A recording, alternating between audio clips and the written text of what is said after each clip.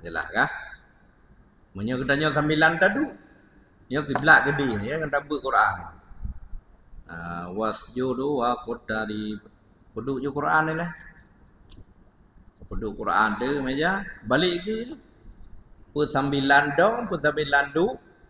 Allahu Akbar takbiratul ihram. Sajalun sujud tilawah karena Allah Ta'ala. Langsung takbir kedua Allahu Akbar kudih badika. Baca sajadah wajiyah liradiyah falaqahu dan seterusnya. Ya? Alam bedah Allahu Akbar langsung Assalamualaikum warahmatullahi. Assalamualaikum warahmatullahi.